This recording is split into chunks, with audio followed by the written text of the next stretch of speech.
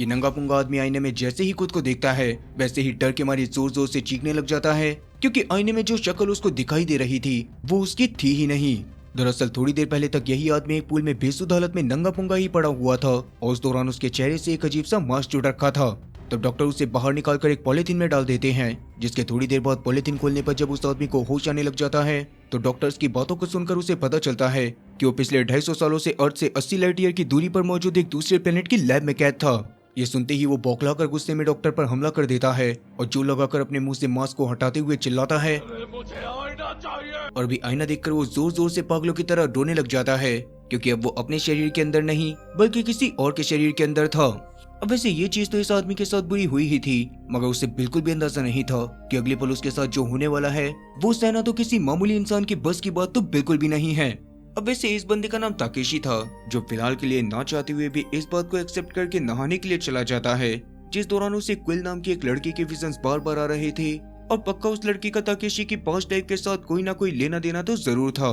खैर ताकेशी के नहाने के बाद उसे कुछ और लोगों के साथ एक रूम में लेकर जाया जाता है, जहां मौजूद एक औरत सभी लोगों को कॉर्टिकल स्टैक नाम के एक डिवाइस के बारे में बताती है, जिसे इंसान की स्पाइनल कॉर्ड में लगाया जाता था ताकि उसकी बॉडी में होने वाले सारे फंक्शंस और यादों का डेटा इकट्ठा करा जा सके। उसके बाद अगर इंसान मर भी जाता तो भी उस डिवाइस की मदद से किसी भी मरे हुए इंसान की मेमोरी को दूसरे मरे हुए इंसान के ब्रेन में डाला जा सकता था, जिससे वो इंसान वापस से जिंदा हो जाता। अब वैसे ये चीज दुनिया में आम हो चुकी थी और ज्यादा से ज्यादा लोग इस चीज का फायदा उठाने की कोशिश करा करते थे। खैर भी ये सब बताने के बाद ताकेशी को जेल के वार्डन के पास लेकर जाया जाता है, जो उसको बताता है कि ताकेशी के ऊपर कई लोगों को मारने, कई जगह पर चोरी करने और अपने देश को धोखा देने के इल्जाम थे, जिसकी वजह से 250 साल पहले उसके मरने के बाद उसके स्टैक को हमेशा के लिए बर्फ में रख दिया गया था। लेकिन कुछ समय पहले लॉरेंस नाम के एक बहुत ही अमीर आदमी ने उसको वापस से जगवाया है और अब ताकेशी उसकी प्रॉपर्टी है। ये सुनकर ताकेशी हैरान होते हुए कहता है कि मैं बिकाऊ नहीं हूँ, मगर वार्डन उसकी बातों पर ज्यादा ध्यान न देते हुए उसको समझाता है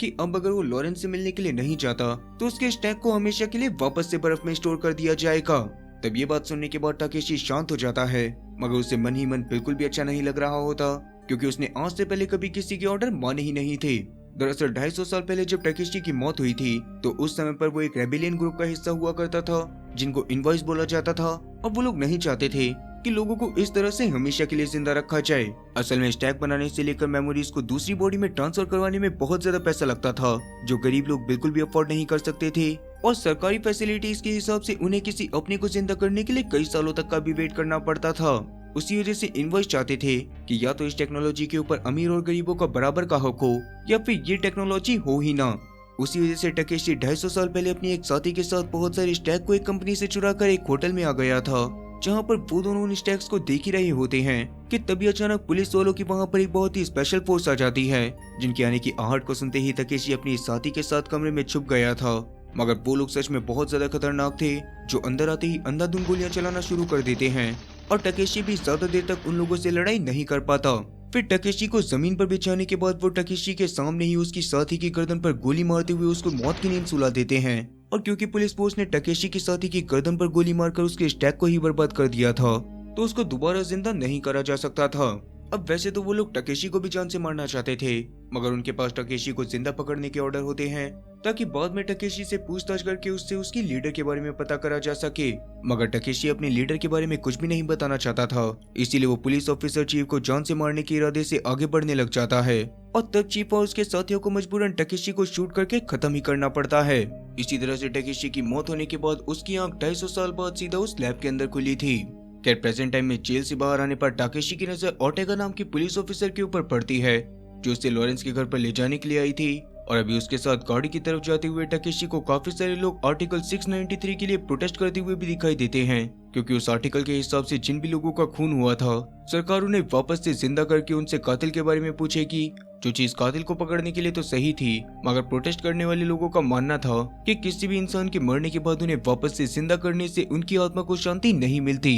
खैर भी गाड़ी में बैठने के बाद लॉरेंस के घर जाते हुए ओर्टेगा ताकेशी से कई सवाल करती है, क्योंकि उसकी नजर में ताकेशी अभी भी एक आतंकवादी ही था। पर फिलहाल के लिए ताकेशी उसकी बातों पर ज्यादा ध्यान नहीं देता और वो लोग फाइनली बादलों के ऊपर बने लॉरेंस के एक बहुत ही शानदार टावर के ऊपर आ जाते हैं, जहाँ पर सबसे पहले ओर्टेगा और ताकेशी की मुलाकात लॉरेंस की बीवी मरियम से होती है, जो ताकेशी से थोड़ी देर बातें करने के बाद उसे अपने साथ अपनी बिल्डिंग के अंदर लॉरेंस के पास छोड़ आई थी। तब लॉरेंस टकेशी को बताता है कि उसने उसे एक बहुत ही अजीब और मिस्टीरियस केस को इन्वेस्टिगेट करने के लिए जगाया है और वो केस किसी और का नहीं बल्कि खुद लॉरेंस की मौत का ही है। दरअसल 2 दिन पहले लॉरेंस के लोगों को लॉरेंस की लाश उसके ही कमरे में मिली थी और सबसे हैरान करने वाली बात ये थी कि लॉरेंस को उसकी ही बंदूक से गोली मारी गई थी। लेकिन यहाँ पर एक और बड़ी मिस्ट्री थी कि उस बंदूक का पासवर्ड सिर्फ लॉरेंस और उसकी बीवी मरियम को ही पता था। तो इसका मतलब सिर्फ 2 पॉसिबिलिटीज बनती थी कि या तो उसकी बीवी ने उसको शूट करा हो या फिर लॉरेंस ने किसी वजह से खुद को खत्म करने की कोशिश करी हो। लेकिन लॉरेंस बिना किसी सॉलिड प्रूफ के अपनी बीवी के ऊपर शक नहीं करना चाहता था और लॉरेंस के अकॉर्डिंग वो ऐसा इंसान तो बिल्कुल भी नहीं था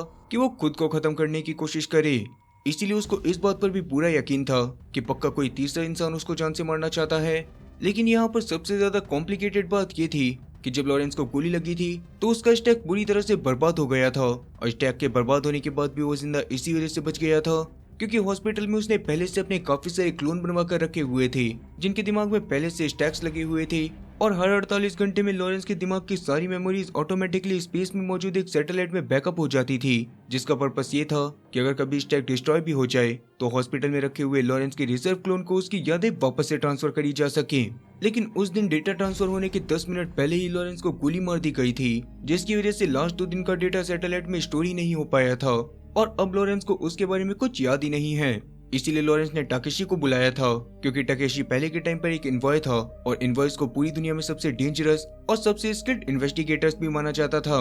250 साल पहले तक पुलिस वालों ने सारी इन्वॉयज को पूरी तरह से खत्म कर दिया था और इसीलिए अभी के टाइम पर सिर्फ टाकेशी ही ऐसा था जो लॉरेंस की मर्डर मिस्ट्री को सॉल्व कर सकता है। इसके बदले में लॉरेंस उसको $5 करोड़, एक बेशुमार पैसे से भरा हुआ अकाउंट और उसकी आगे की पूरी सजा माफ करवाने का ऑफर देता है। पर जैसा कि इन्वॉय होने की वजह से टाकेशी 250 साल पहले ऐसे ही अमीर लोगों के खिलाफ जंग लड़ रहा था, इसी वजह से वो लॉरेंस की कोई भी बात मानने से मना कर देता है जिस पर लॉरेंस उसको एक दिन शहर में रहकर इस बारे में सोचने के लिए कहता है क्योंकि लॉरेंस इस बात को जानता था कि एक बार शहर की चकाचौंध को 250 साल बाद देखकर कोई भी इंसान उस नरक जैसे जेल में वापस नहीं जाना चाहेगा। पर फिलहाल के लिए टाकेशी उसकी बातों पर ज्यादा ध्यान न देकर वहाँ पर से शहर में आ जाता है जो शहर सच में बहुत ज्यादा सुंदर था और इंसान अब तक इसी तरह से बहुत सारे प्लैनेट्स को अपना घर बना चुके थे। अब वैसे फिलहाल के लिए टाकेशी का प्लान ये था कि वो कुछ दिनों तक उससे जितना हो पाएगा उतने मजे करेगा और बाद में पकड़े जाने पर फिर से जेल में चला जाएगा। इसलिए वो शहर के अंदर जाकर भांति भांति के नशे करना शुरू कर देता है और फिर गार्ड के नशे करने के बाद शहर का माहौल टाकेशी के दिमाग पर भारी पड़ने लग जाता है।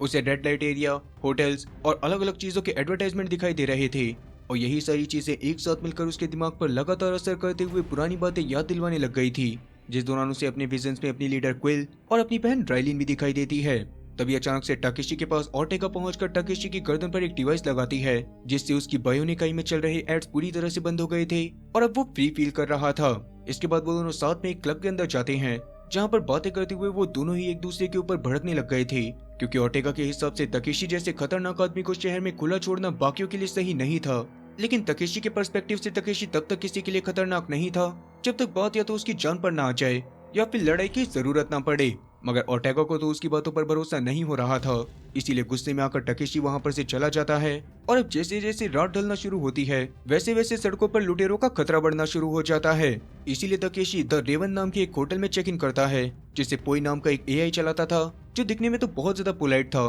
पर जरूरत पड़ने पर वो उतना ही ज्यादा खतरनाक हो सकता है। खैर अभी टाकेशी वहाँ के प्लान देख ही रहा होता है कि तभी अचानक से वहाँ पर दिमित्री द ट्विन नाम का एक बहुत ही खतरनाक गुंडा अपने साथियों के साथ आकर टाकेशी को घेर लेता है जिन्हें टाकेशी को मारने के लिए कोई बहुत सारे पैसे देने वाला था। ये बात सुनने के बाद टाकेशी को कुछ भी समझ में नहीं आता कि उसको कौन मरवाना चाहता है, लेकिन दिमित्री तो इस बारे में कुछ भी न बताकर लगातार अब टाकेशी को पूरी तरह से मारने लग गया था। अब टाकेशी भी इतने सारे लोगों के सामने तो अचानक से कुछ भी नहीं कर सकता था, इसीलिए तब उसकी हालत को देखकर पोई तुरंत ही टाकेशी को इशारा करके जल्दी से चेक इन की पेमेंट कंप्लीट करने को कहता है और अभी टाकेशी के ऐसा करते ही टाकेशी की सुरक्षा की जिम्मेदारी होटल स्टाफ और पोई की हो जाती है। इसलिए पोई तुरंत ही होटल के डिफेंस सिस्टम को चालू करके खुद भी एक गन निकालता है और डिफेंस सिस्टम वाली गन्स एक एक करके दिमित्री के सभी साथियों को छल्ली करने लग जाती हैं। तब टाकेशी भी दिमित्री को बुरी तरह से मारते हुए उससे उसके बॉस के बारे में पूछने लग गया था, लेकिन दिमित्री कुछ बता पाता उससे पहले ही जोश जोश में पोई उसे भी शूट करके खत्म कर देता है, जिसकी वजह से टाकेशी अब उससे कुछ भी नहीं पूछ पाता। अब थोड़ी देर बाद वहाँ पर ऑर्टेगा और बाकी पुलिस ऑफिसर मामले की जांच पड़ताल करने के लिए आते हैं, जहाँ आके दिमित्री के स्टैक को चेक करने पर ऑर्टेगा को पता चलता है कि दिमित्री अभी मरा नहीं है क्योंकि एक इलीगल प्रोसेस से उसने अपनी कॉन्शियसनेस सेम टाइम पर 2 अलग अलग शरीर में डाल रखी थी, जिसमें से एक शरीर तो अभी मर गया था लेकिन दूसरा कहाँ था उसके बारे में किसी को कुछ भी नहीं पता। इसी वजह से अब ओर्टेगा की टकेशी से बहसबाजी शुरू हो जाती है, क्योंकि ओर्टेगा के हिसाब से टकेशी ने शहर में आते ही लोगों को मारना शुरू कर दिया था। तब टकेशी उसकी बातों पर ज्यादा ध्यान न देकर वहाँ पर से अपना बैग उठा के चला जाता है, और फिर थोड़ी देर सोचने के बाद उसे ये बात समझ में आ जाती है कि पक्का उसे मारने के लिए दिमित्री को उसी बंदे ने भेजा होगा जिसने लॉरेंस को मारने की कोशिश करी थी। और इसका मतलब सच में इस केस में लॉरेंस और उसकी बीवी के अलावा कोई तीसरा बंदा भी शामिल है। तब शुरू में तो टकेशी को ये बात समझ में नहीं आ रही होती कि उसे इस केस की मिस्ट्री को सॉल्व करना चाहिए या फिर नहीं। वो इस बारे में सोच ही रहा होता है, और तभी अचानक उसे अपने लीडर क्विल के विजन दिखाई देने लग जाते हैं, जो उससे इस केस को सॉल्व करने के लिए कह रही थी, जिससे टकेशी को और भी कई चीजें पता चल सकती थी। इसीलिए अब क्विल की बात को मानकर टकेशी रात में ही सीधा लॉरेंस के घर पहुंच जाता है और उसको सब बताते हुए उसकी मर्डर मिस्ट्री को सॉल्व करने का वादा करता है। खैर इसके अगले दिन जब होटल में टकेशी की आंख खुलती है तो उसके सामने लॉरेंस की वकील प्रेस्कॉट पहुंच जाती है, जो अपनी तरफ से टकेशी को इस केस को सॉल्व करने के लिए सारी जानकारी देने के लिए तैयार थी, मगर बार बार वो उसे इस बात का एहसास भी दिला रही थी कि लॉरेंस ने उसे वापस से जिंदा कर उसके ऊपर बहुत बड़ा एहसान करा है। खैर इसके बाद प्रेस्कॉट टकेशी को अपने साथ साइकोसेक नाम की एक कंपनी में लेकर चली जाती है, जहां पर बेहद अमीर लोग अपने नए शरीर यानी कि क्लोन्स को स्टोर करके रखा करते थे। और वहां पर जाने के बाद टकेशी को ये बात पता चली थी कि लॉरेंस अपनी मौत से 6 घंटे पहले उस जगह पर बहुत ज्यादा परेशान हालत में आया था, मगर उस समय पर भी उसने अपनी परेशानी का कारण किसी को भी नहीं बताया था। खैर भी टकेशी और प्रेस्कॉट उसकी वीडियो को देख ही रहे होते हैं कि तभी अचानक से वहां पर लॉरेंस नंगी पुंगी हालत में पहुंच जाता है, जो फिलहाल के लिए वहां पर अपने नए क्लोन का चेकअप करवाने के लिए आया हुआ था। और अभी उसे ये बात भी पता चली थी कि मरने के एक दिन पहले उसने किसी मल्टीनेशनल कंपनी के साथ 500 बिलियन की डील को साइन करा है, पर उस डील के बारे में उसे पहले से कोई भी आइडिया नहीं था, और मरने के बाद तो उसकी याददाश्त वैसे ही जा चुकी थी। अब ये बात जानने के बाद टकेशी को लगता है कि लॉरेंस के ऊपर हमला उस डील की वजह से भी हो सकता था, पर फिलहाल टकेशी इन चीजों को छोड़कर लॉरेंस को आई हुई धमकियों को बारीकी से चेक करने लग जाता है, जो काफी ज्यादा मात्रा में थी, क्योंकि अमीर लोगों के तो वैसे भी बहुत सारे दुश्मन होते हैं। अब वैसे इस हिसाब से अच्छा है कि मैं गरीब हूँ। आप लोग अमीर हो या गरीब, कमेंट सेक्शन में इस बारे में जरूर बताना। खैर अभी टकेशी को एलॉयड नाम के बंदे के बारे में पता चलता है, जो एक एक्स मरीन डॉक्टर था,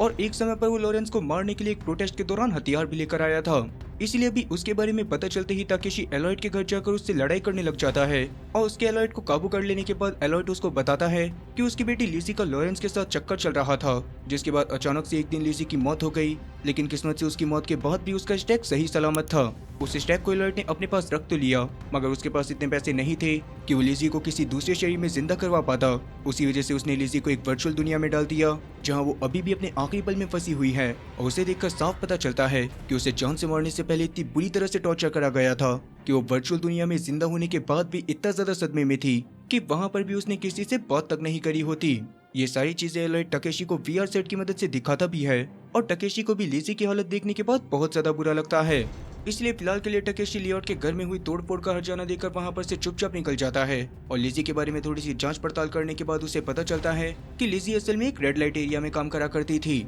इस बारे में पता चलते ही वो रात के समय में उस रेड लाइट एरिया में जाने का फैसला करता है, लेकिन वहां पर जाने से पहले वो इनवॉइस के एक म्यूजियम में जाता है, जहां पर जाने के बाद उसका दिमाग बहुत ज्यादा खराब हो गया था, क्योंकि वहां पर उसके साथियों को दुश्मनों की तरह दिखाया जा रहा था, और उन सभी लोगों के खराब स्टैक एक डब्बे में बंद करके रखे हुए थे। अब रात होने पर टकेशी उस जगह पर से निकलकर सीधा रेड लाइट एरिया में पहुंच जाता है, जहां पर एक आदमी उसे बहुत ज्यादा ध्यान से देख रहा था, पर फिलहाल टकेशी की नजर उसके ऊपर नहीं पड़ती, और वो सीधा उस रेड लाइट एरिया वाली बिल्डिंग के अंदर पहुंच जाता है।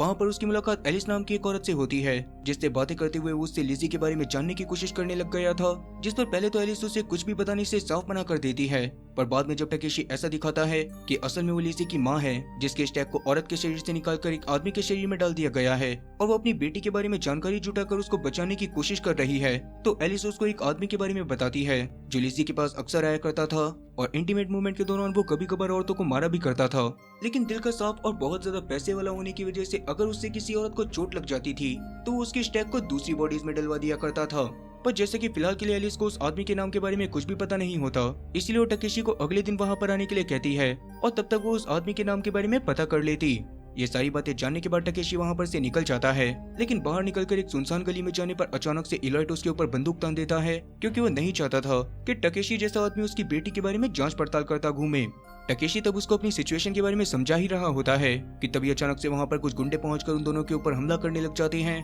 और ये गुंडे असल में उसी आदमी के साथी थे जो आदमी टकेशी के वहां पर आने के बाद उसे घूर रहा था। तब एलॉयड और टकेशी मिलकर उन आदमियों से लड़ाई करना शुरू कर देते हैं, और एक आदमी गुस्से में टकेशी से कहता है कि तुम्हें यहाँ पर दोबारा नहीं आना चाहिए था। तब ये बात टकेशी को समझ में नहीं आती और उन लोगों से लड़ाई करने के बाद उन्हें जमीन पर बिछा देता है। पर उतने में ही वहाँ पर ओर्टेगा भी अपनी गाड़ी को लेकर पहुंच गई थी, जिसे देखने के बाद सबसे पहले टकेशी वहाँ पर से एलर्ट को भगाता है और बाद में ओर्टेगा टकेशी को लड़ाई झगड़ा करने के लिए पकड़कर जेल में डाल देती है। लेकिन टकेशी ज्यादा देर तक जेल में नहीं रहता, क्योंकि जल्दी ही वहाँ पर लॉरेंस के वकील प्रेस्कॉट पहुंचकर उसको वहाँ पर से छुड़वा लेती है। और अभी वहाँ पर से निकलने के बाद जब टकेशी अपने होटल में वापस पहुँचता है तो कमरे में जाने पर वहाँ पर उसको मरियम मिलती है, जो वहाँ पर उसके साथ इंटीमेट होने के लिए आई थी। तब शुरुआत में तो टकेशी उसके साथ इंटीमेट होने से मना करता है, पर बाद में अपने आप को कंट्रोल ना कर पाने की वजह से वो उसके साथ पलंग तोड़ कुश्ती करना शुरू कर देता है। उन दोनों की इस हरकत को एक छोटा सा माइक्रोबॉट रिकॉर्ड कर रहा था और ये रोबोट भी रेड लाइट एरिया में टकेशी को घूरने वाले आदमी का था। अब इसी बीच होटल का एआई ओनर अपने एक वर्चुअल वर्ल्ड में जाता है, जहाँ पर उसके काफी सारे एआई दोस्त मौजूद थे और पोई वहाँ पर लगभग 50 सालों बाद आया था। असल में उसके दोस्त उसे बिल्कुल भी पसंद नहीं करते थे, क्योंकि पोई को इंसानों की तरह रहना, उनकी मदद करना और उनके लिए काम करना बहुत ज्यादा अच्छा लगता था। इसी वजह से अभी के लिए भी पोई वहाँ पर थोड़ा सा अकेला फील करता है। और फिर इसके अगले दिन जब सुबह उसकी मुलाकात टकेशी से होती है तो टकेशी को लॉरेंस की एक बहुत ही बड़ी पार्टी के बारे में बताता है, जिसमें लॉरेंस ने अपने बहुत सारे जानने वालों को इनवाइट करा था और टकेशी को वहाँ पर जाकर उन लोगों से बात करके लॉरेंस के कातिल के बारे में क्लू मिल सकता था। ये बात जानने के बाद टकेशी भी उस पार्टी में जाने का फैसला कर लेता है, पर तभी पोई उसको बताता है कि पिछली रात एक छोटे से माइक्रोबॉट ने होटल के अंदर घुसकर टकेशी और मरियम के बीच में होने वाली सभी चीजों को रिकॉर्ड कर लिया था और पोई उसको नहीं रोक पाया था। ये बात जानने के बाद टकेशी थोड़ा सा परेशान भी होने लग जाता है, क्योंकि उसके हिसाब से ये काम लॉरेंस ने ही करवाया होगा और पिछली रात हुई चीजों के बारे में जानने के बाद लॉरेंस टकेशी के ऊपर भी बहुत ज्यादा गुस्सा होगा। इसी वजह से वो अपनी सेफ्टी के लिए अपने साथ एलॉयड को भी ले जाने का फैसला करता है, जिस बारे में एलॉयड को पता चलने पर वो तुरंत ही उसके साथ जाने के लिए मान गया था, क्योंकि पार्टी में जाकर छानबीन करने पर उसे लिज़ी के बारे में भी काफी चीजें पता चल सकती थी। अब वैसे पार्टी में जाने से पहले वो फिलहाल अपनी सेफ्टी के लिए बहुत सारे हथियार खरीद लेते हैं और अभी के लिए एलॉयड टकेशी के कहने पर पोई के ऊपर भी थोड़ा सा भरोसा करके लिज़ी की सारी जिम्मेदारी उसको सौंप देता है और पोई को उसका इलाज करने के लिए कहता है। तब पोई भी वर्चुअल दुनिया में इलाज के दौरान लिज़ी का ख्याल बिल्कुल अपने नॉर्मल कस्टमर की तरह रखना शुरू कर देता है, जिसे देखकर लिज़ी उसके ऊपर थोड़ा सा भरोसा करते हुए अपने मन में छुपे डर को उसके सामने कहती है, जो सारी चीजें बाहर मौजूद एक टीवी में एलर्ट और टकेशी भी देख रहे थे। अब इसके बाद दोनों तैयार होकर सीधा लॉरेंस की पार्टी में चले जाते हैं, जहाँ पर पहुंचते ही सबसे पहले टकेशी मरियम के पास जाकर उसे उस रोबोट के बारे में बताता है, जिसके बारे में वो बातें कर ही रही थी कि तभी अचानक से वहाँ पर लॉरेंस पहुंचकर टकेशी को अकेले में बात करने के लिए थोड़ी देर बाद ऊपर वाले कमरे में बुलाता है। अब वैसे उस पार्टी में ओर्टेगा भी मैरी नाम की एक औरत के मर्डर केस के सिलसिले में छानबीन करने के लिए आई थी और अभी वो फिलहाल के लिए ताकेशी को देखकर ही अपना मुंह बना लेती है, मगर ताकेशी उसके पास जाकर उससे बात करने से पीछे नहीं हटता। तो थोड़ी देर टकेशी से बात करने के बाद ओर्टेगा उसके पास से चली जाती है और वहीं एलियट, जिसको टकेशी ने वेटर बनाकर पार्टी में घुसाया था, वो लोगों को खाना सर्व कर रहा था। खैर भी इसके बाद जब टकेशी लॉरेंस के पास जाकर उससे बात करता है तो लॉरेंस धीरे धीरे करके उसकी बेइज्जती करना शुरू कर देता है और तब उससे बात करते करते टकेशी को ये बात भी क्लियर हो जाती है कि असल में रेड लाइट एरिया में लिज़ी के पास जो आदमी आता था वो खुद लॉरेंस ही था। वो दोनों इस बारे में बातें कर ही रहे थे कि तभी अचानक पार्टी में लॉरेंस का बेटा आइजैक काफी ज्यादा ड्रिंक कर लेने की वजह से बहसबाजी करना शुरू कर देता है, जिससे देखने के बाद टकेशी को लग रहा था कि लॉरेंस के ऊपर गोली चलाने वाला इंसान भी आइजैक हो सकता है, मगर लॉरेंस इस बात को पूरी तरह से नकारते हुए बताता है कि आइजैक को दुनिया की हर एक चीज मिलने के बावजूद भी वो बहुत ज्यादा शरीफ है और सबसे जरूरी चीज की उसमें इतनी हिम्मत ही नहीं है। खैर भी लॉरेंस से बातें करने के बाद टकेशी पार्टी में लोगों से बातें करना शुरू कर देता है ताकि वो कत्ल करने वाले बंदे के बारे में जान सके और उसी दौरान अलग अलग लोगों से बातें करने के बाद जब टकेशी एक औरत से बातें कर रहा होता है तभी मरियम उसे एक खुफिया कमरे में जाती हुई दिखाई देती है, जहाँ पर जाने के बाद टकेशी मरियम को एक वेटर के साथ इंटीमेट होते हुए देखता है। उस दौरान वेटर तो टकेशी को वहाँ पर देखने के बाद वहाँ पर से तुरंत निकल गया था और फिलहाल मरियम से बातें करने पर टकेशी को ये बात समझ में आ गई थी कि असल में मरियम के शरीर के अंदर मरियम नहीं बल्कि उसकी बारहवीं बेटी नायोमी है, जो बस फिलहाल मजे लेने के लिए अपनी माँ का क्लोन यूज कर रही थी। तब नायोमी से थोड़ी देर और बात करने के बाद टकेशी को ये बात भी पता चलती है कि अगर किसी भी वजह से लॉरेंस की मौत हो जाती है तो उसका सारा का सारा पैसा सरकार का हो जाएगा और उसके परिवार में से किसी को एक ढेला भी नहीं मिलेगा। ये बात सुनने के बाद टकेशी का शक आइजैक के ऊपर से पूरी तरह से हट जाता है, क्योंकि अगर वो खुद लॉरेंस को मारना चाहता तो बाद में उसे उसकी दौलत में से एक ढेला भी नहीं मिलता। खैर इसके बाद बाहर आने पर सभी अमीर लोग अपने पास मौजूद सबसे बेशकीमती चीज दिखाने लग जाते हैं, जिस दौरान अपने आप को सबसे ऊंचा दिखाने के लिए लॉरेंस वहां पर टकेशी को एक चीज की तरह पेश करता है, क्योंकि वो दुनिया का आखिरी इन्वॉय था जो अब किसी और के पास नहीं हो सकता। इस बात से टकेशी को बहुत ज्यादा बुरा लगा था, लेकिन लॉरेंस को इस बात से कोई भी फर्क नहीं पड़ता और वो अपने सभी साथियों से फाइटिंग अरीना की तरफ चलने के लिए कहता है, क्योंकि उसने वहाँ पर ऐसी फाइट ऑर्गेनाइज करवाई थी जिसमें दो कपल आपस में तब तक लड़ाई करने वाले थे जब तक कि उनमें से कोई एक मर नहीं जाता। वहीं इसी बीच अलर्ट कंट्रोल रूम में पहुंचकर वहां के गार्ड को बेहोश कर देता है और वहां के सर्वेलेंस डेटा को एक पेन ड्राइव में कॉपी करने लग जाता है। इधर तक वो कपल एंटी ग्रेविटी एरिना में एक दूसरे से पूरी तरह से लड़ाई करना शुरू कर चुके थे, जिसमें वो एक दूसरे को उठा उठा कर फेंकते हैं। और जब एक समय पर पति अपनी पत्नी को टाकेशी के सामने ही बहुत ही बुरी तरह से मार रहा होता है तो गुस्से में आकर टाकेशी पति का हाथ पकड़ लेता है, जो देखकर लॉरेंस पति को ऑर्डर देते हुए टाकेशी को भी जान से मारने के लिए कहता है। उस दौरान ओर्टेगा तो बहुत ज्यादा परेशान होते हुए लॉरेंस से ये सब बंद करने के लिए कहने लग गई थी, मगर लॉरेंस को तो इस बात से कोई भी फर्क नहीं पड़ रहा था कि अभी फिलहाल के लिए दोनों कपल ने टाकेशी को अरीना के अंदर खींचकर उसे मारना शुरू कर दिया था, जिस दौरान टाकेशी भी उन्हें बहुत ही बुरी तरह से पेल रहा होता है और उतने में ही कंट्रोल रूम से एलॉयड भी बाहर आ जाता है, जो ये नजारा देखकर गुस्से में अपनी बंदूक निकालकर उन दोनों कपल को शूट करने वाला था। मगर उसके ऐसा करने से पहले ओर्टेगा उसकी बंदूक को छीनकर एंटी ग्रेविटी फील्ड के ऊपर शूट करते हुए उसको ही बंद कर देती है, जिससे टाकेशी और वो कपल जमीन पर आकर गिरता है। पर अभी जैसा कि इस गेम में कपल में से किसी की भी जान नहीं गई थी तो उन्हें प्राइज भी नहीं मिलने वाला था। इसी वजह से पत्नी बहुत ज्यादा परेशान होने लग जाती है, जो देखकर टाकेशी खुद ही उसके आदमी को जान से मार देता है और लॉरेंस से उस कपल को नई बॉडी देने के लिए कहता है। इस पर लॉरेंस मान जाता है और इसके थोड़ी देर बाद जब लॉरेंस टाकेशी से अकेले में मिलता है तो सबसे पहले तो उसे आगे से मरियम से दूर रहने को कहता है और बाद में टाकेशी उसे बताता है कि उसे पार्टी में आए किसी भी बंदे के ऊपर शक नहीं है। इतना बताकर टाकेशी वहां से बाहर जाके एलॉयड से मिलता है, जिसने पेन ड्राइव में सारा सर्विलेंस डेटा चुरा लिया था, क्योंकि एलॉयड के हिसाब से लिज़ी के गायब होने के बाद लॉरेंस उसे सबसे पहले अपने ही घर में लेकर आया होगा। ये सुनकर टाकेशी उसे होटल जाकर डेटा देखने के लिए कहता है और खुद एलिस से मिलने के लिए वापस से उसी रेड लाइट एरिया में चला जाता है, लेकिन वहां जाने पर उसे एलिस बहुत ही बुरी हालत में मिलती है, जिसे बहुत ही बुरी तरह से पीटा गया था और अभी वो टाकेशी को सॉरी बोलते हुए उसकी बॉडी में बेहोशी वाला इंजेक्शन इंजेक्ट कर देती है। फिर टाकेशी के बेहोश होते ही वहां पर डिमिट्री का दूसरा क्लोन पहुंच जाता है, जो एलिस को जान से मारने के बाद टाकेशी को अपने साथ ले गया था, जिसके थोड़ी देर बाद टाकेशी की आंख खुलने पर वो अपने आप को एक लैब में पाता है, जहां पर कुछ डॉक्टर्स उसको वर्चुअल वर्ल्ड में भेजने की तैयारी कर रहे थे। फिर वर्चुअल वर्ल्ड में जाते ही टाकेशी की मुलाकात वहां पर डिमिट्री के क्लोन से होती है, जो टाकेशी को राइकर कहकर बुलाता है और बहुत ज्यादा गुस्से में उसके ऊपर हमला करते हुए उसे बहुत ही बुरी तरह से टॉर्चर करना शुरू कर देता है। तब टाकेशी के शरीर में कट लगाने पर डिमिट्री को उसके अंदर एक पुलिस वालों का ट्रैकर भी मिलता है, जिसे देखने के बाद टाकेशी खुद भी काफी ज्यादा हैरान था, लेकिन डिमिट्री अभी नहीं रुकता और लगातार टाकेशी को टॉर्चर करता रहता है। इधर टाकेशी का ट्रैकर बंद हो जाने की वजह से ओर्टेगा को इस बारे में पता चलने पर वो बहुत ज्यादा परेशान हो गई थी, जिसके बाद वो तुरंत ही उसकी आखिरी लोकेशन के बारे में जानने की कोशिश करने लग जाती है और उतने में ही पुलिस स्टेशन में कुछ पुलिस वाले एक क्रिमिनल को पकड़ कर लाते हैं, जो बहुत ही ज्यादा अकड़ रहा था। इसीलिए गुस्से में ओर्टेगा उसे करंट देकर बेहोश कर देती है और बाद में उस क्रिमिनल के स्टैग को उसकी बॉडी से निकालकर एक फ्रीजर में रख दिया जाता है। और जैसा कि उस क्रिमिनल की बॉडी खाली हो चुकी थी तो ओर्टेगा कुछ समय के लिए उसकी बॉडी के अंदर अपनी दादी के स्टैक को डाल देती है और बाद में अपनी दादी को अपने घर पर ले जाकर अपनी फैमिली के साथ बहुत ज्यादा एंजॉय करती है। फिर इसके थोड़ी देर बाद वो उसको वापस से अपने साथ लेकर पुलिस स्टेशन में आ गई थी, जहां पर ओर्टेगा की दादी ओर्टेगा से उसको वापस से कभी भी जिंदा ना करने के लिए कहती है, क्योंकि उसके हिसाब से वो अपनी पूरी जिंदगी को जी चुकी थी और अब उसका जीने का मन बिल्कुल भी नहीं था। वहीं दिमित्री अभी भी लगातार टाकेशी को टॉर्चर करे जा रहा था, जिसमें कभी वो उसके नाखून उखाड़ता है, कभी वो उसके ऊपर पेट्रोल छिड़क कर उसके पूरे शरीर पर आग लगा देता है और कभी उसके शरीर पर बहुत सारे कट लगाता है। अब वैसे 250 साल पहले टाकेशी को क्विल ने वर्चुअल टॉर्चर रूम को झेलने की ट्रेनिंग भी दी थी, जिस ट्रेनिंग को उसकी बहन राइली ने भी लिया था और अभी उसी ट्रेनिंग के बारे में याद करते हुए जैसे तैसे टाकेशी अपने दिमाग को शांत करता है और रियल वर्ल्ड में वापस आ जाता है। उस दौरान उसकी आंखें खुलती हुई देखकर लैब में बैठे डॉक्टर की तो फट के 4 से 64 हो जाती है, जो देखकर टाकेशी उन्हें डराते हुए सबसे पहले तो अपने हाथों को खुलवाता है और अपने हाथ खुलते ही डॉक्टर्स और डिमिट्री के दूसरे वाले क्लोन को जान से मारने के बाद डिमिट्री के दूसरे वाले क्लोन के सर को अपने साथ लेकर चला जाता है। फिर लैब से बाहर जाने पर भी उसका मुकाबला 2 लोगों से और होता है, जिन्हें भी खत्म करने के बाद टाकेशी तो वहां पर से निकल गया था और थोड़ी ही देर में वहां पर ओर्टेगा भी अपने साथियों के साथ पहुंच गई थी, जिससे दिमित्री के सर कटे शरीर के पास टाकेशी का ट्रैकर पड़ा हुआ दिखाई देता है, जिसे देखने के बाद वो समझ गई थी कि यहाँ पर कत्लेआम मचाने वाला इंसान कोई और नहीं बल्कि टाकेशी ही है। अब उसी वजह से ओर्टेगा सीधा टाकेशी से मिलने के लिए उसके होटल में पहुंच जाती है,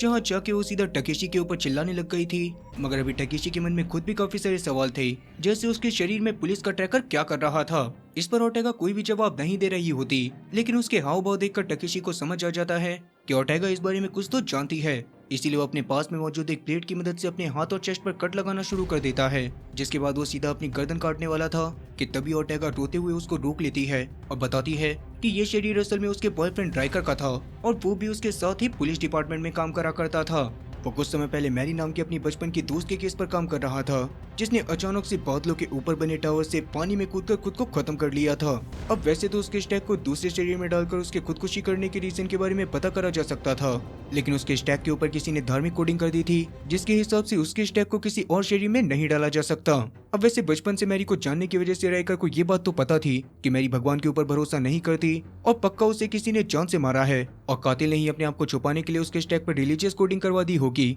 इसलिए अब राइकर गुस्से में सीधा रिलीजियस कोडिंग करने वाले ऑफिसर को ही उठाकर बुरी तरह से मारने लग जाता है। लेकिन बहुत ज्यादा पिटने के बाद भी वो ऑफिसर बस यही बोल रहा था कि उसे मैरी के स्टैक के बारे में कुछ भी नहीं पता। इससे गुस्से में आकर राइकर उसे जान से मारने वाला होता है, पर तभी वहां पर ओर्टेगा पहुंचकर किसी तरह से उसकी गन को नीचे करवाती है और जैसे तैसे ऑफिसर को वहां पर से भगाने के बाद राइकर को अपनी बाहों में समेटकर उसे संभालने लग जाती है। लेकिन इसके बाद जब वो दोनों एक दिन अपने कमरे में सो रही होती हैं, तभी अचानक उनके घर में उनका ऑफिसर टनाका कुछ और ऑफिसर के साथ पहुंच जाता है, क्योंकि जिस ऑफिसर को राइकर ने पीटा था उसको किसी ने जान से मार दिया था और उसकी मौत का सारा इल्जाम राइकर के ऊपर लगा था। तब राइकर पहले तो सबको समझाने की कोशिश करता है कि उसने कुछ भी नहीं करा, पर जब टनाका को उसकी बातों के ऊपर भरोसा नहीं होता तो राइकर गुस्से में टनाका को ही गन पॉइंट पर ले लेता है। लेकिन इसी वजह से मामला और ज्यादा बिगड़ जाने की वजह से राइकर के स्टैक को जेल में डालकर उसके शरीर को टकेशी को दे दिया जाता है। प्रेजेंट टाइम में ये बात जानकर टकेशी को काफी ज्यादा बुरा लगता है और अब उसे ये बात भी समझ में आ जाती है कि दिमित्री का दूसरा क्लोन उसे राइकर क्यों कह रहा था। साथ ही दिमित्री के दूसरे क्लोन ने ही टकेशी को ये बात भी बताई थी कि उसने ही असली राइकर को फंसाकर उसे जेल में डलवाया था। और अभी ये बात सुनने के बाद ओर्टेगा दिमित्री के दूसरे क्लोन के स्टैक को किसी और की बॉडी में डालकर उससे पूछताछ करने का फैसला करती है ताकि वो उससे राइकर को फंसाने का कारण जान सके। इसी वजह से अब वो दिमित्री के सर को अपने साथ ले जाती है और टकेशी खुद भी होटल से कहीं पर जाने लग जाता है, क्योंकि असल में उसे ये बात समझ में आ गई थी कि लॉरेंस ने टकेशी को राइकर का शरीर जानबूझकर दिया था ताकि वो ओर्टेगा से उसके कातिल के बारे में पता न लगा पाने का बदला ले सके।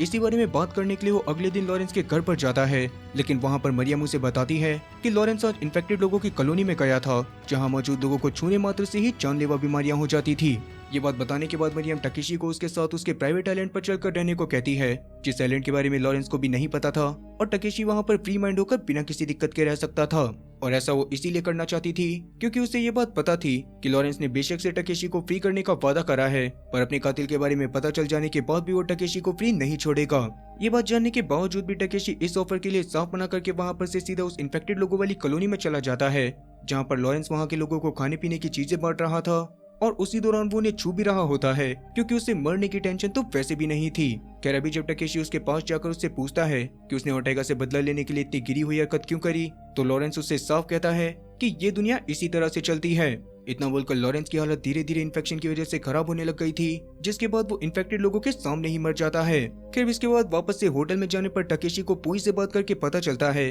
कि जिस रात लॉरेंस की मौत हुई थी उस दिन वो गुस्से में फाइट ड्रोन क्लब में गया था। ये बात सुनकर टकेशी तुरंत ही ओर्टेगा के घर पर जाकर उसे भी ये बात बताता है क्योंकि उसकी मदद से वहाँ पर आसानी से जाया जा सकता था और वहाँ पर जाने के बाद उन्हें कोई ना कोई सुराग तो जरूर मिलता। इसीलिए तब ओर्टेगा भी तुरंत ही टकेशी के साथ फाइट ड्रोन के ओनर के पास पहुंच जाती है, जिसकी हवा तो ओर्टेगा और राइकर दोनों को साथ में देखकर वैसे ही निकल गई थी। इसीलिए फिलहाल के लिए वो चुपचाप उन दोनों को उस दिन की वीडियो दिखा देता है जिसमें फाइट ड्रोन में पहले आइजैक मौजूद था, लेकिन अचानक से लॉरेंस उसके पास आकर उसे बुरी तरह से मारते हुए बोलने लग गया था कि तुम हो, मैं हूँ और तुम मेरी जगह कभी भी नहीं ले सकते। अब इसका मतलब कहीं ना कहीं लॉरेंस के कत्ल से आइजैक का भी लेना देना था। इसी वजह से वो आइजैक के सीक्रेट घर के बारे में इंफॉर्मेशन निकलवाकर तुरंत ही वहाँ पर जाकर छानबीन करना शुरू कर देते हैं, जिस दौरान वहाँ के एक सीक्रेट रूम के अंदर उन्हें एक क्लोनिंग मशीन दिखाई देती है जिसमें पहले से ही लॉरेंस का एक क्लोन मौजूद था। उसको देखने के बाद ओर्टेगा और टकेशी को ये बात समझ में आ जाती है कि लॉरेंस के ऊपर हमला किसी और ने नहीं बल्कि उसके ही बेटे आइजैक ने करा था और जापान में जाकर $550 बिलियन वाली डील भी उसी ने साइन करी थी। उसका प्लान पक्का यही रहा होगा कि वो इन सारी चीजों को करने के बाद अपने पिता की बॉडी की मदद से उन सारे पैसों का बहुत अच्छे से फायदा उठा सकता था और जरूरत पड़ने पर वो लॉरेंस को जान से मारने के बाद खुद लॉरेंस भी बन जाता।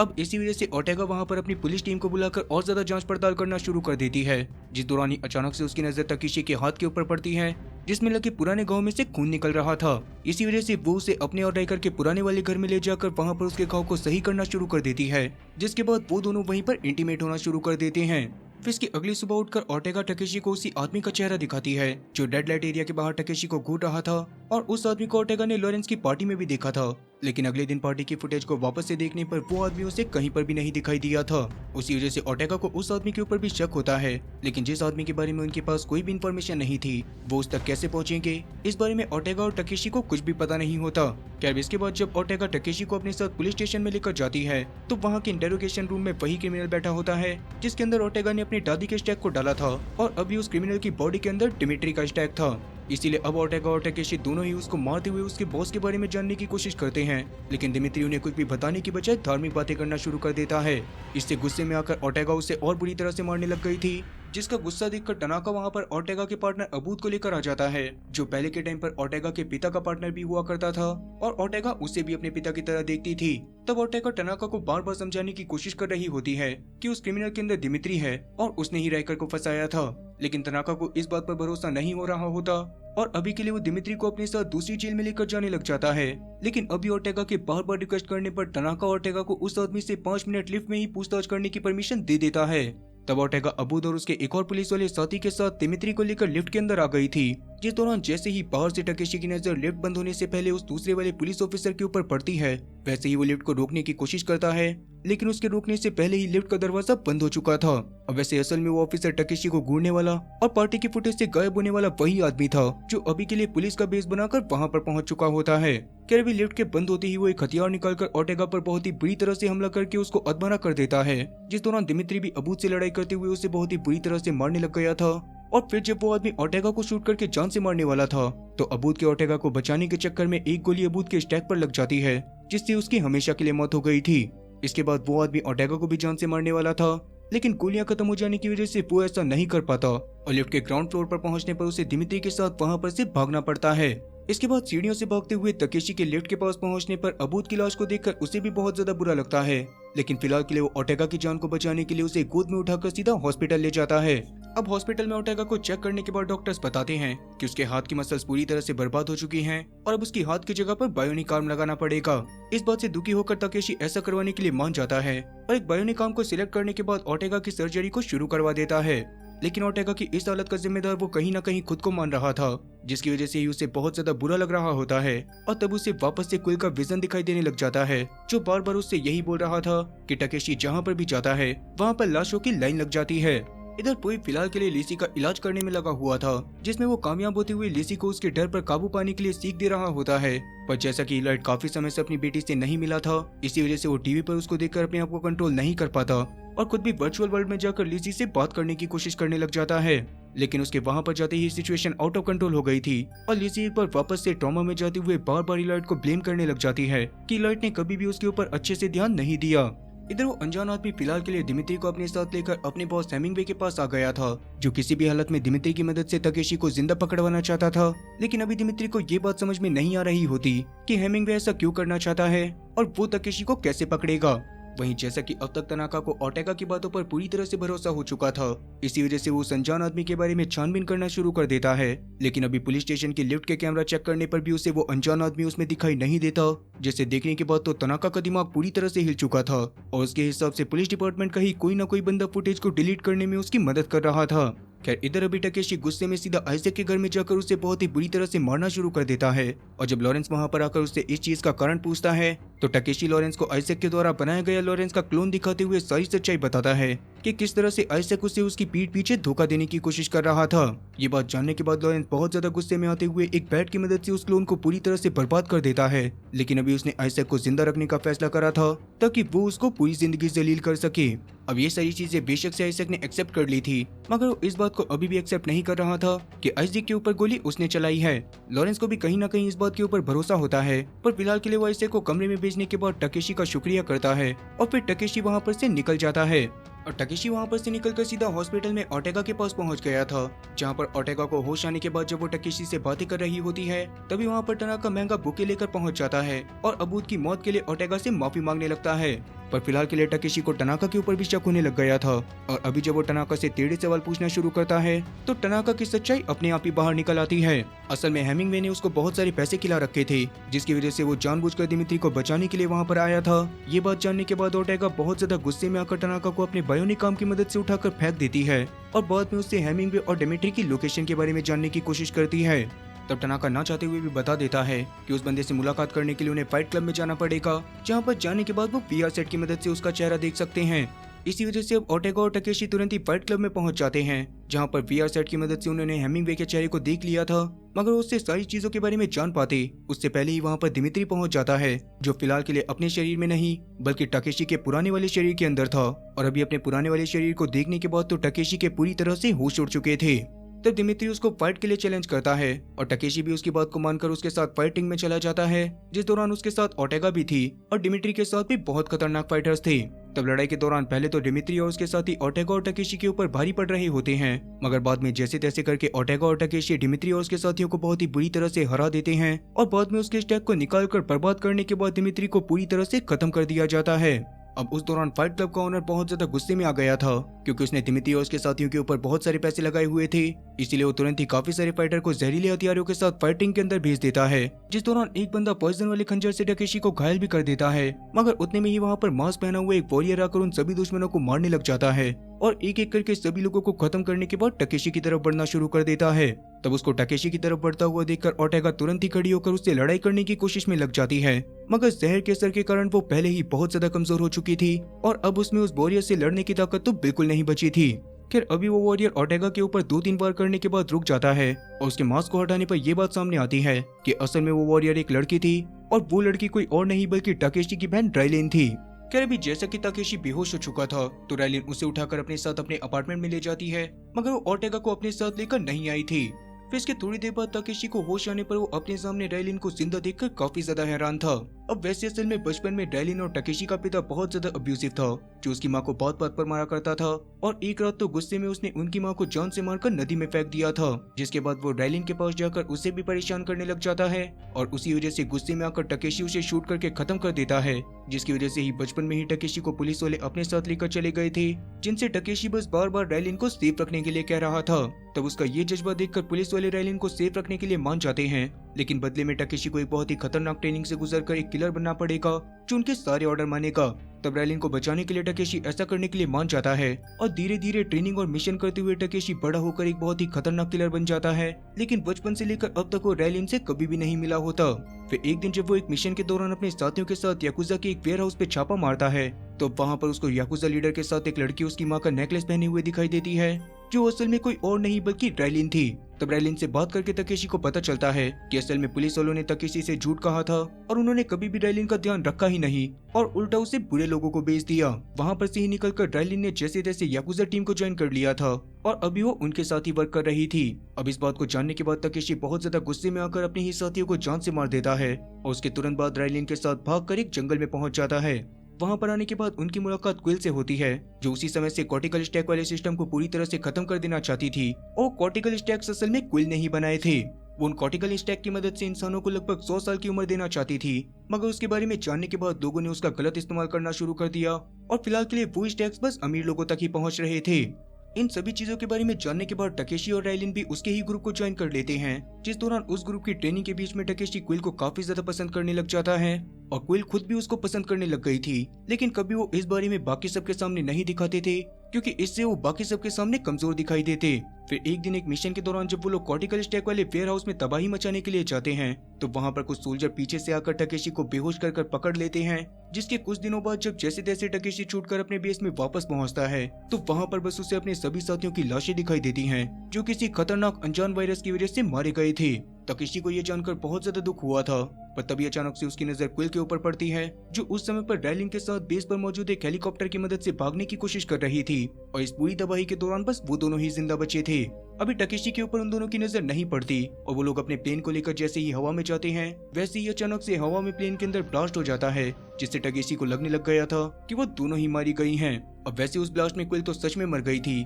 लेकिन जैसे तैसे राइलिन ने अपनी जान को बचा लिया था, मगर उस बारे में टकेशी को कभी पता इसीलिए नहीं चला क्योंकि उसके कुछ समय बाद ही एक होटल के अंदर उसकी एक साथी और उसको पुलिस वालों ने आकर जान से मार दिया था। अभी ये सारी बातें जानने के बाद टकेशी को अपनी बहन के लिए बहुत ज्यादा बुरा लगता है, जिसके बाद जब वो दूसरे कमरे में जाता है तो वहाँ पर उसे हेमिंगवे और क्लैरिसिया नाम की एक औरत का क्लोन दिखाई देता है, जिसने ही लॉरेंस को टकेशी के बारे में बताकर उसे ड्राई करके शरीर में डालने के लिए कहा था। इसका मतलब कि हेमिंगवे भी कोई और नहीं बल्कि खुद राइलिन ही थी, जिसने टकेशी तक पहुँचने के लिए ये सारी चीजें करी। ये जानने के बाद टकेशी और ज्यादा इमोशनल हो जाता है, लेकिन अभी थोड़ा सा सोचने के बाद उसे ये चीज काफी ज्यादा अजीब लगती है कि पिछले 250 सालों से राइलिन खुद को उन्हीं स्टेक्स का इस्तेमाल करके जिंदा रख रही है जिनसे वो नफरत करा करती थी। मगर क्यों? तब जाकर रायलिन रिवील करती है कि असल में वो कभी भी कॉर्टिका स्टेक को बर्बाद करना चाहती ही नहीं थी। वो तो उल्टा उनकी मदद से अमर होना चाहती थी। इसी वजह से पहले उसने एक जानलेवा वायरस फैलाकर क्विल के साथियों को मारा, और जब इस सबसे अनजान क्विल उसके साथ भागने की कोशिश करने लगी तो उसने प्लेन पर उस पर भी हमला करके उसे भी जान से मार दिया। ये सब पता चलने पर टकेशी को बहुत ज्यादा गुस्सा आ जाता है और अभी उसे समझ में नहीं आ रहा होता कि रायलिन उसके पास क्यों आई है। इस पर रायलिन उसको लॉरेंस की मर्डर मिस्ट्री को सॉल्व करने के लिए मना करती है, क्योंकि उसके ऐसा करने से रायलिन का एक बहुत ही खौफनाक सच दुनिया वालों के सामने आ जाता, और रायलिन ऐसा बिल्कुल भी नहीं चाहती थी। लेकिन वो सच क्या है, इसके बारे में आप लोगों को जल्दी ही जानने के लिए मिलेगा। खैर अभी के लिए टकेशी उसकी बातें मानने से मना कर देता है, जिससे गुस्से में रायलिन वहाँ पर कैमरे से गायब होने वाले अपने आदमी नायोंग को बुलाती है और टकेशी को धमकी देती है कि अगर उसने रायलिन की बात को नहीं माना तो रायलिन नायोंग की मदद से टकेशी के अभी वाले सभी दोस्तों को जान से मरवा देगी। ये बात सुनने के बाद टकेशी को ना चाहते हुए भी उसकी बात को मानना पड़ता है, लेकिन टकेशी के पास रायलिन की बात मानने के लिए जो प्लान था उसके लिए उसे एक बहुत ही काबिल हैकर की जरूरत थी। ये बात जानने के बाद रायलिन उसको लिजी की माँ एवा के बारे में बताती है, जो एक बहुत ही खतरनाक हैकर थी, और उसके स्टैक को रायलिन ने एक आदमी के शरीर में डाला हुआ था, और साथ ही उसे धमकी भी दी हुई थी कि अगर उसने अपनी सच्चाई के बारे में किसी को भी बताने की कोशिश करी तो उसके परिवार को खत्म कर दिया जाएगा। इवन नायोंग को कैमरा से गायब करने में भी एवा का ही हाथ था, क्योंकि एवा को रियल टाइम सीसीटीवी फुटेज भी एडिट करनी आती थी। अब वैसे अभी के लिए एवा प्रोटेस्ट करने वाले लोगों के अंदर शामिल होती है। जो बात जानने के बाद जब टकेशी एवा को लेने के लिए जाता है तो वहाँ पर उसे ओटेगा भी मिलती है, मगर अभी टकेशी उससे सही से बात नहीं करता, क्योंकि वो जानता था कि ओटेगा सब कुछ जानने के बाद खुद भी उसके पास ही आना चाहेगी, लेकिन इससे उसकी जान को खतरा हो सकता था। इसीलिए टकेशी जानबूझकर ओटेगा को नाराज करके वहाँ पर से भेज देता है। फिर इसके बाद जब वो एवा से मिलता है तो सबसे पहले टकेशी उसे अपने साथ पोई के होटल में लेकर जाता है, क्योंकि अब तक उसे ये बात भी समझ में आ गई थी कि अगर लिजी को वापस से पहले जैसा करना है तो उसके लिए उन्हें एवा की जरूरत लगेगी। तब उस दौरान होटल में मौजूद एलॉयड भी एवा को देखकर काफी ज्यादा खुश था, क्योंकि असल में उसे लग रहा था कि हैकिंग करने की वजह से एवा को जेल में डाल दिया गया है, जबकि इतने समय से वो इतने सारे दुखों को झेल रही थी। खैर भी पोई एवा को लिजी के पास वर्चुअल वर्ल्ड में भेजता है, जहां लिजी बहुत ज्यादा परेशान होने के बाद भी अपनी मां को आदमी के शरीर में देखकर भी पहचान जाती है और उसके गले लगकर फूट फूट कर रोना शुरू कर देती है। फिर इसके बाद टकेशी लॉरेंस की मर्डर मिस्ट्री को बंद करने के लिए झूठी कहानी बनाने का फैसला करता है, जिसके लिए वो सबसे पहले पोई के एक साथी के रेड लाइट एरिया के बारे में पता करता है और उसके ऑनर को पोई से कहकर एक जानलेवा बीमारी से इन्फेक्ट करवा देता है। फिर इसके बाद टकेशी एवा से कहकर पोई के दोस्त वाले रेड लाइट एरिया की सीसीटीवी फुटेज चेक करवाता है और लॉरेंस की मौत के एक दिन पहले वाली रिकॉर्डिंग में लॉरेंस को ऐड करवा देता है, जिससे ऐसा लग रहा था कि लॉरेंस अपनी मौत के एक दिन पहले उस जगह पर गया था। अब सारा काम खत्म हो जाने के बाद टकेशी लॉरेंस के पास जाकर उससे कहता है कि असल में लॉरेंस ने अपने आप को खुद ही मारा था, क्योंकि वो अपनी मौत से एक दिन पहले रेड लाइट एरिया में जाकर इन्फेक्ट हो गया था, जिसके बारे में बाहर आने पर उसकी बहुत ज्यादा बेइज्जती हो सकती थी, और इसी वजह से उसने अपनी इमेज को बचाने के लिए ज्यादा टेंशन में आकर खुद को गोली मार ली। इस बात की गवाही देने के लिए टकेशी ने लॉरेंस की वकील प्रेस्कॉट को भी मरियम की मदद से राजी करवा लिया होता है, और अभी प्रेस्कॉट झूठ बोलती है कि लॉरेंस ने उसे इस बारे में किसी को भी, यानी कि बाद में लॉरेंस को बताने से भी मना करा था। तब प्रेस्कॉट के मुंह से ये सारी बातें सुनने के बाद लॉरेंस को भी इस बात पर भरोसा हो जाता है, और अभी के लिए वो प्रेस्कॉट को जॉब से निकालकर अपने वादे के मुताबिक टकेशी को भी फ्री कर देता है। वहीं जैसे कि ओटेगा को प्रोटेस्टर वाली जगह पर टकेशी का बिहेवियर बहुत ज्यादा अजीब लग रहा था, उसी वजह से वो रायलिन के बारे में पता करना शुरू कर देती है, जिसके बारे में ही पता करते हुए वो साइकोसिस कंपनी में पहुंच जाती है, जहां पर रायलिन के काफी सारे क्लोन्स रखे हुए थे। और अभी जैसा कि ओटेगा को ये बात भी समझ आ गई थी कि टकेशी का अजीब बिहेवियर पक्का रायलिन की वजह से ही है, इसी वजह से वो उसके क्लोन्स को बर्बाद करने का फैसला करती है। मगर तभी अचानक रायलिन का एक नंगा पुंगा क्लोन उठकर ओटेगा के ऊपर हमला कर देता है, जिससे ओटेगा घायल हो जाती है, पर वो उस क्लोन को शूट करके खत्म कर देती है। तभी अचानक उससे एक छोटी बच्ची उस कमरे में रोती हुई दिखाई देती है, मगर ओटेगा जैसे ही उसके पास जाकर उसको चुप कराने की कोशिश करती है, वैसे ही उसे समझ में आता है कि वो छोटा क्लोन भी असल में रायलिन का ही है। खैर इसके थोड़ी देर बाद जब टकेशी पोई के साथ होटल में बैठकर इस बारे में डिस्कस कर रहा था कि लॉरेंस पर सच में गोली किसने चलाई होगी, तो तभी अचानक से वहां पर ओटेगा बहुत ही घायल हालत में पहुंचती है, जिसे देखकर टकेशी तुरंत ही उसे अपने कमरे में ले जाकर सबसे पहले तो नहलाता है और बाद में उसके घाव को साफ करने लगता है। तब ओटेगा उसे रायलिन के क्लोन्स के बारे में बताती है, लेकिन अभी उससे बातें करते हुए टकेशी को ये बात समझ में आ गई थी कि ओटेगा की बॉडी के अंदर असल में ओटेगा नहीं बल्कि रायलिन खुद है, और उसने ओटेगा को सजा के तौर पर पकड़ लिया है, क्योंकि ओटेगा ने उसके क्लोन्स को बर्बाद करने की कोशिश करी थी। इवन उसने ओटेगा से इस बात का बदला लेने के लिए नायोंग को उसके परिवार को मारने के लिए भी भेज दिया होता है। जो बात जानने के बाद टकेशी भागता हुआ ओटेगा के घर की तरफ जाने की कोशिश करता है, मगर उसके वहां पर पहुंचने से पहले ही नायोंग बहुत ही बेरहमी के साथ ओटेगा के परिवार को मार चुका था। इस बारे में टकेशी को पता चलने पर उसे बहुत ज्यादा बुरा लगता है और वो किसी भी हालत में ओटेगा को बचाकर रायलिन को पूरी तरह से खत्म कर देना चाहता था। इसके लिए वो एक प्लान बनाता है और प्लान के अकॉर्डिंग वो भी दिमित्री की तरह अपने 2 क्लोन बनाने वाला था जो दोनों उसके काम आते। इसके लिए वो इलॉयट और एवा को भी अपने पास बुलाता है और फिर अपने क्लोन को बनाने के बाद वो सबको अपने प्लान के बारे में बताता है कि रैलिन असल में खुद भी बादलों के ऊपर मौजूद टावर पर एक रेड लाइट एरिया चलाती है जिसमें सिर्फ अमीर और सन की लोग जाते हैं और वहाँ पर रैलिन्स के बहुत सारे क्लोन्स भी रखे हैं जिन्हें रैलिन को खत्म करने से पहले खत्म करना पड़ेगा। इसके लिए इलॉयट को रैलिन का ग्राहक बनकर उसके रेड लाइट एरिया में जाना पड़ेगा, जिस दौरान टकेशी खुद भी उसके साथ जाएगा। वहां जाकर इलॉयट को बस ज्यादा से ज्यादा टाइम बर्बाद करना है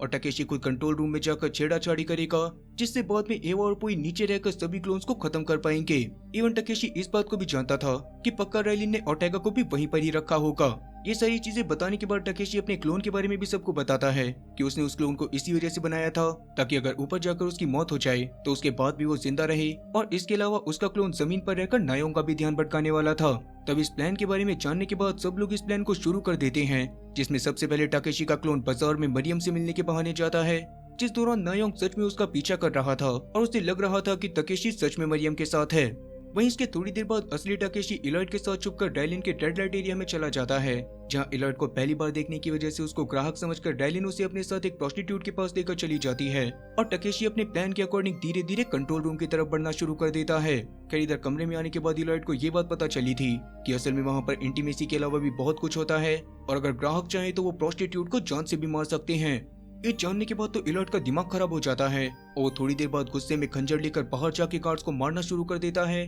जिससे भी वो रैलिन और उसके गार्ड्स का ध्यान भटकाने में कामयाब हो रहा था, क्योंकि अभी के लिए रैलिन और उसके सारे गार्ड्स ने सीधा इलॉयट के पास आकर उसको घेर लिया था। तब टकेशी को मौका मिलते ही वो तुरंत ही कंट्रोल रूम में जाकर एक वायरस को अपलोड कर देता है, जिसके बाद पोई और एवा भी रैलिन के सारे क्लोन्स को बर्बाद करने में कामयाब हो जाते हैं। और इस बारे में रैलिन को पता चलने पर वो बहुत ज्यादा गुस्से में आ गई थी, पर जैसा कि अभी वो ज्यादा कुछ नहीं कर सकती होती तो टकेशी उसके पास पहुंच जाता है और उसको मारने से पहले टकेशी उससे सब जानने की कोशिश करता है कि आखिरकार यहाँ सब कुछ क्या चल रहा था। तब रैलिन बताती है कि असल में वो सुंदर सुंदर लड़कियों को अमरता का लालच देकर यहाँ लेकर आती है और वो लड़कियाँ अमरता के बदले में क्लाइंट्स के हाथों मरने को भी तैयार हो जाती हैं। लेकिन असल में तो यही उन लड़कियों की इकलौती लाइफ होती थी, क्योंकि रैलिन खुद उन्हें बिना बताए उनके स्टेक्स में धार्मिक कोडिंग कर दिया करती थी, जिससे कभी भी वो लोग दोबारा जिंदा होकर उसके रेड लाइट एरिया में किसी और को ना बता सके। इवन राइकर की दोस्त मैरी खुद भी उसी जगह पर काम करा करती थी और उसी समय पर गवर्नमेंट ने 653 आर्टिकल निकाल दिया था, जिसके हिसाब से मरने वाले किसी भी इंसान को वापस से जिंदा करके उसके कातिल के बारे में पूछा जा सकता है। इस आर्टिकल के पास होने पर रैलिन को लड़कियों की लाशों को छुपाने में बहुत ज्यादा दिक्कत होने वाली थी, क्योंकि अगर उनमें से किसी भी लड़की को ढूंढकर उसको वापस से जिंदा कर लिया जाता तो रैलिन के इस काले धंधे के बारे में सबको पता चल जाता। उसी वजह से उसने गुस्से में लोगों को भड़काना शुरू कर दिया था ताकि वो आर्टिकल 653 के खिलाफ प्रोटेस्ट करें। लेकिन जब इससे भी बात नहीं बनी तो रैलिन ने इस केस में किसी बड़े नाम को फंसाने के बारे में सोचा जो अपने पैसे के दम पर इस आर्टिकल को बैन करवा सकता था। अब वो आदमी वैसे कोई और नहीं बल्कि खुद लॉरेंस ही होने वाला था, जिसको मरियम से ड्रग दिलवाकर रैलिन ने लॉरेंस को अपने पास बुलवाया और उसके हाथों से जानबूझकर एक औरत को मरवा दिया। उस दौरान मैरी ने उन्हें ऐसा करते हुए देख लिया था, जिसकी वजह से वो डर के मारे खुद ही उस टावर से नीचे कूद गई थी, क्योंकि उसे लग रहा था कि बाद में वो अपने स्टेक की मदद से जिंदा हो जाएगी। लेकिन अफसोस ऐसा कभी भी नहीं हो पाया, क्योंकि रैलिन तो उसके स्टेक पर धार्मिक कोडिंग पहले ही कर चुकी थी। खैर उस समय पर लॉरेंस को उसके हाथों से एक औरत के मारे जाने का काफी ज्यादा दुख था, जिसके गिल्ट की वजह से सच में उसने खुद ही अपनी यादें मिटाने के लिए अपलोड के 10 मिनट पहले अपने आप को शूट करा था। लेकिन उसके वापस से जिंदा होने के बाद उसके गुरूर ने ही उसको वापस से सच पता करने की कोशिश में लगा दिया।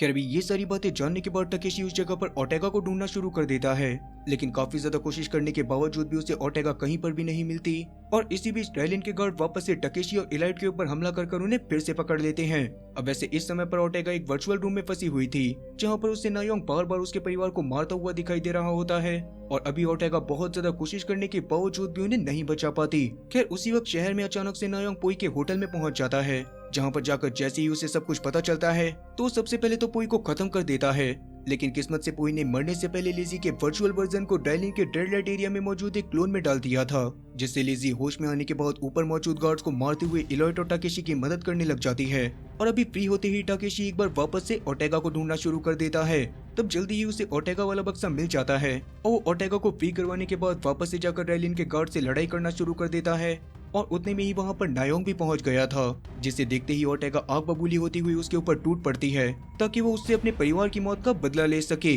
तब थोड़ी देर बाद वो किस्मत से इसमें कामयाब भी हो जाती है और नायोंग के स्टैक को पूरी तरह से बर्बाद करने के बाद उसे मौत की नींद सुला देती है। इधर अब तक इलाइट और टकेशी अभी भी राइलिन के साथियों को खत्म करने में लगे हुए थे और फिर सभी लोगों को खत्म करने के बाद टकेशी खुद ही राइलिन के साथ एक तलवार की मदद से लड़ाई करने लग जाता है और बाद में सभी लोगों को वहाँ से निकालने के बाद राइलिन के स्टैक को भी बर्बाद करके उसे हमेशा के लिए खत्म कर देता है। अब वैसे इस भयानक लड़ाई के बाद राइलिन का टावर भी ब्लास्ट होकर जमीन पर गिरने वाला था, लेकिन टाकेशी वहीं मौजूद राइलिन की लाश के पास बैठकर रोने लग जाता है और फिर टावर के ब्लास्ट होने पर वो टावर के मलबे और राइलिन समेत सीधा जाकर पानी में गिरता है। इससे उसके उस शरीर की मौत हो गई थी, लेकिन अभी भी टाकेशी का क्लोन वाला शरीर जिंदा था, जो अगले दिन लिजी के साथ सीधा लॉरेंस के घर पर पहुंच जाता है और तब लिजी वहां पर बताती है कि असल में उसके साथ क्या हुआ था। दरअसल वो लॉरेंस के बच्चे से प्रेग्नेंट थी, जिसके बारे में कहीं से राइलिन को पता चल गया और राइलिन ने इस बारे में मरियम को बताकर बदले में उससे लॉरेंस को अपने पास बुलवा लिया और इसके बदले में राइलिन ने मरियम को लिजी को किडनैप करने में भी मदद करी, जिसके बाद मरियम ने लिजी को अपने घर में लाकर बहुत ही बुरी तरह से टॉर्चर करा,